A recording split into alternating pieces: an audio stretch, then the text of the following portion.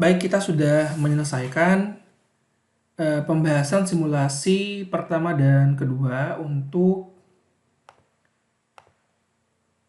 prosedur akuntansi sistem biaya taksiran pada produk yang diolah melalui satu departemen produksi dan produk yang diolah melalui lebih dari satu departemen produksi.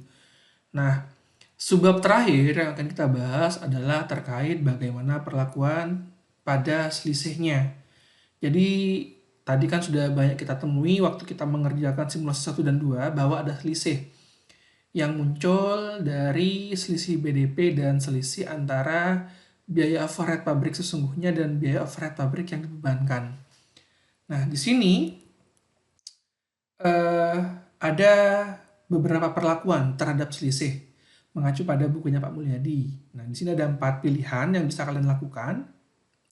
Yang pertama, kalian bisa menutup ke rekening harga pokok penjualan atau rekening laba rugi. Yang kedua, bisa dibagikan secara adil pada rekening produk selesai. Jadi nanti masuk ke persediaan produk jadi dan harga pokok penjualan. Yang ketiga, bisa kita bagikan secara adil pada rekening persediaan barang dalam proses, persediaan produk jadi, dan harga pokok penjualan. Dan terakhir, kita bisa membiarkan selisih tetap di rekening selisih sebagai deferred account atau akun tangguhan. Nah, jadi dibiarkan seperti ini karena nantinya diharapkan di periode mendatang akan ada selisih lain yang dimana selisih pada tahun sebelumnya dan periode saat ini tuh bisa saling menghapus, bisa saling menghilangkan. Misalnya mungkin di tahun lalu selisihnya selisih laba berapa, kemudian di tahun mendatang periode berikutnya ada selisih rugi. Maka kalau ada selisih laba dan rugi mereka akan saling hapus. Dan diharapkan nantinya kalau dibiarkan seperti ini selisih itu akan hilang dengan sendirinya. Nah, seperti itu yang yang perlakuan keempat. Jadi di sini di bukunya Pak Mulyadi diberikan contoh terkait bagaimana pembagian secara adil pada rekening persediaan BDP, produk jadi, dan harga pokok penjualan, yaitu perlakuan pada poin ketiga ini. Pada perlakuan poin ketiga ini, di sini kita bisa membagi selisih tersebut berdasarkan dua cara. Yang pertama, kita bisa bagi secara adil dengan menggunakan perbandingan kuantitas atau unit ekuivalensi. Atau pilihan lain kita bisa menggunakan perbandingan harga pokok sebagai dasar pembagian selisih. Nah, jadi dicontohkan di buku Pak Mulyadi ada dua cara itu, perbandingan kuantitas dan perbandingan harga pokok. Cuma saya pribadi lebih memilih perbandingan kuantitas karena ini lebih mudah dipahami. Ya, karena di sini kita bisa bebas memilih entah menggunakan perbandingan kuantitas atau perbandingan harga pokok. Karena itu saya sarankan lebih baik menggunakan yang mudah saja. Nah, perbandingan kuantitas ini lebih mudah menurut saya.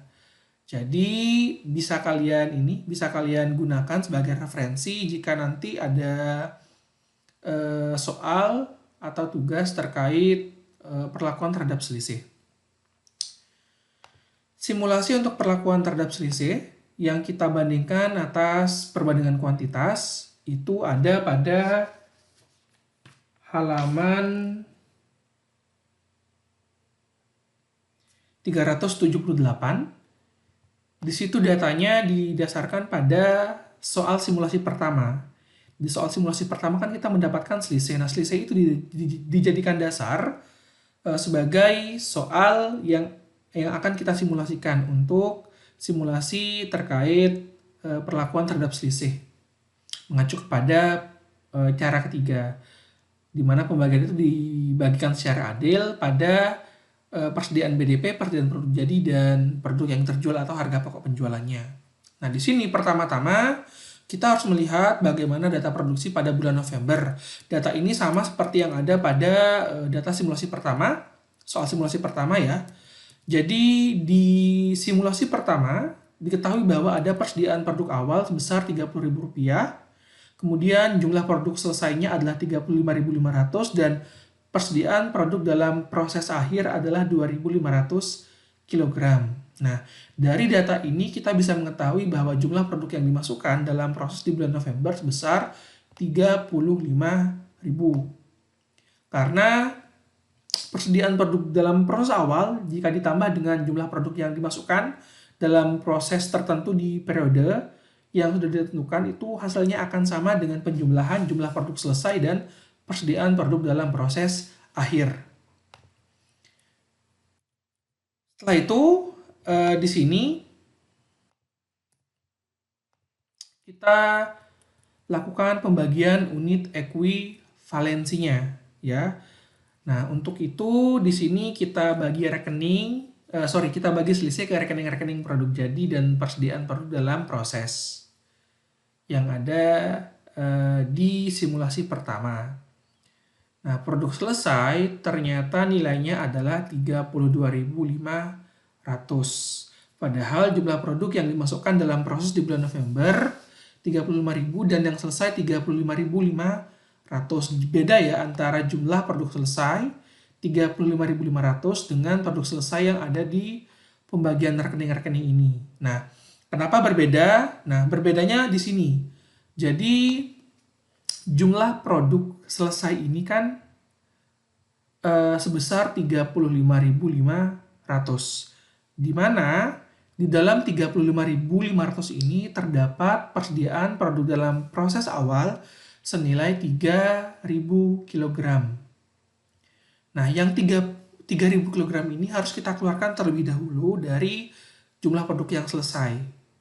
Agar kita tahu jumlah produk yang benar-benar selesai, yang murni selesai dari awal gitu ya. Jadi 32.500 ini didapatkan dari 35.500 yaitu jumlah produk selesai dikurangi dengan persediaan produk dalam proses awal. Seperti ini. Ya. Nah, selanjutnya di sini kita juga menggunakan persediaan produk dalam proses akhir. Seperti kalian tahu, kita coba ke simulasi pertama dulu. Di simulasi pertama itu sisa atau produk dalam proses akhirnya adalah 2.500 kg, di mana BBB 100% dan konversi 20%. Ini terkait tingkat penyelesaiannya. Ini akan berdampak pada jumlah dari nilai persediaan produk dalam proses akhir. Karena bahan baku 100%, maka 2.500 ini dikalikan 100%. Sedangkan tenaga kerja dan overhead pabrik ini karena hanya 20%, maka 2.500 itu dikalikan 20% ketemu 500 kg masing-masing. Jadi jumlah unit ekuivalensi untuk bahan baku adalah 35.000, sedangkan BTK dan BOP sama 33.000. Nah, selanjutnya kita melihat berapa selisih yang dialokasikan pada produk selesai ke rekening produk jadi dan harga pokok penjualan. Kita perlu lihat dulu berapa unit ekuivalensinya. Jadi harga pokok penjualan ini mengacu pada produk yang sudah berhasil terjual pada bulan November. Yang terjual kan 35.000 ya, mengacu ke soal di simulasi 1. Di sini. Bentar.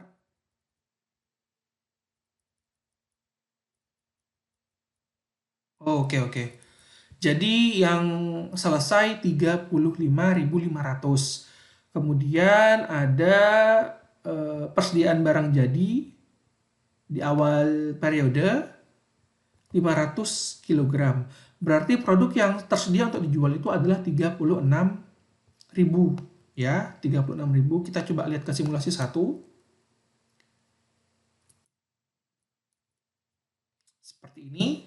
Ya, jadi produk jadi pada bulan Oktober itu 500 kg, yang selesai di bulan November 35.500 dan yang terus dijual 36.000. Sedangkan diketahui bahwa di akhir periode ada sisa produk jadi 1.000 kg. Berarti yang terjual adalah 35.000 kg pada bulan November. Ya. Jadi nanti yang terjual ini 35.000, sedangkan produk jadi yang tersisa 500 kg yang ada pada bulan November. Kita tidak hitung yang bulan Oktober ya. Jadi totalnya ada 35.500 sesuai dengan jumlah produk yang selesai pada bulan November. Nah, nanti kita tinggal menjurnalnya setelah kita melakukan perhitungan alokasi selisih. Nah, jadi pertama kita lihat selisihnya dulu. Selisihnya ini mengacu kepada soal simulasi pertama ya. Jadi di sini kita lihat di simulasi pertama. Jadi untuk selisih BDP, di selisih BDP itu BDP bahan baku itu 10.000, kemudian BDP BTK 7.000 dan BDP BOP 18.500 ya. Cuma nanti BDP BOP-nya gak sebesar ini, gak sebesar 18.500, tapi kita juga ambilkan dari selisih BOP sesungguhnya dengan BOP yang dibebankan. Di sini kan nilainya 15.500 ya. Berarti selisihnya di sini ada di debit, BOP-nya ada di debit, sedangkan BDP BOP-nya ada di kredit. Maka ini nanti akan saling mengurangi karena berbeda posisi, berbeda tempat antara debit dan kredit. Dimana ternyata di kredit lebih besar, di kredit 18.500, di debit 15.500. Maka selisihnya adalah 3.000 untuk BOP di sisi kredit. Ya, nanti tinggal kita masukkan ke perhitungan alokasi selisih itu. Jadi kita tahu selisih untuk bahan baku 10.000. Ya, ini nomor 1 untuk bahan baku 10.000. Nomor 2 untuk BTK 7.000 dan untuk nomor 3 BOP nilainya 3.000. Didapatkan dari 18.500 dikurangi 15.500. Jadi BDP BOP yang melekat pada BDP barang dalam proses kita kurangi dengan selisih yang ada pada BOP sesungguhnya yang muncul akibat selisih antara BOP sesungguhnya dengan BOP yang dibebankan. Kita alokasikan, kita hitung. Cara menghitungnya sangat mudah sekali. Jadi di sini kita akan menjurnal persediaan produk dalam proses dan persediaan produk jadi pada selisih. Jadi kita lihat tadi, kalau kita lihat di simulasi pertama, kita tahu bahwa selisihnya ada di posisi debit. Nah, selisih ini nantinya akan kita hapus. Berusaha kita hapus dan kita alihkan, kita alokasikan kepada rekening persediaan produk dalam proses dan rekening persediaan produk jadi. Nah, jadi di sini nantinya untuk menghilangkan si selisih ini, maka selisih ini harus kita letakkan di posisi yang berkebalikan dengan posisi awalnya. Karena selisih di sini awalnya di debit, maka tandingannya harus ada di kredit. Karena itu untuk menghapusnya di sini selisih itu nilainya ada di kredit. Ya, ada di kredit. Dan di debitnya persediaan produk dalam proses serta persediaan produk jadi. Menghitungnya untuk yang persediaan produk dalam proses, kita hitung jumlah produk dalam prosesnya, kita bagi dengan total unit ekuivalensinya. Kita lihat lagi ke atas sebentar, seperti ini ya. Jadi persediaan produk dalam proses akhir 2.500 dibagi totalnya. Jadi 2.500 dibagi 35.000. Yang produk jadi juga sama, dikalikan dengan selisihnya. Maka ketemu untuk persediaan produk dalam proses Rp714 dan produk jadi, persediaan produk jadi Rp9.286. Untuk yang BTK dan BOP caranya sama. Maka nanti nilai dari selisihnya akan 0. Kemudian sisanya kita alokasikan untuk harga pokok penjualan atas produk yang sudah terjual. Nah, alokasi selisihnya itu kita ambilkan dari persediaan produk yang sudah jadi di 3 unsur biaya untuk bahan baku, BTK, dan BOP. Jadi produk jadi di di BBB bahan baku itu 9.000 sekian-sekian, untuk BTK 6.000 sekian-sekian, dan untuk BOP 2.000 sekian-sekian. Kita total semuanya, ya. Lalu kita kalikan. Kita kalikan dengan produk yang terjual dibagi dengan total produk yang selesai. Jadi kalau kita lihat lagi di sini di poin B ya, produk jadinya itu kan yang selesai kan sebenarnya totalnya 35.500, sedangkan yang terjual 35.000. Nah, kita hanya fokus pada produk yang terjual saja. Jadi nantinya nilai untuk harga pokok penjualan 35.000 kg yang sudah terjual dibagi dengan total produk selesai 35.500 dikalikan dengan total dari selisih persediaan produk jadi. Dari tiga unsur biaya BOP, BBB, BTK, dan BOP. Jadi untuk produk jadi 35.000 dibagi 35.500 dikalikan 19.314. Asalnya dari sini. Ya. Ketemu 18.865. Jurnalnya HPP pada persediaan produk jadi. Maka produk jadi yang di sini nanti selisihnya akan hilang. Jadi nilai persediaan produk jadi pada BBB, BDP BBB, BDP BTK, dan BDP BOP akan hilang dan dialokasikan ke harga pokok penjualan. Seperti ini. Sisanya untuk persediaan produk jadi yang tersisa di akhir bulan pada bulan November, 500 dibagi 35.500 kali 19.000 sekian ketemu 269. Ini masih melekat pada persediaan produk jadi yang belum terjual. Ini merupakan perlakuan untuk selisih yang muncul pada sistem biaya taksiran.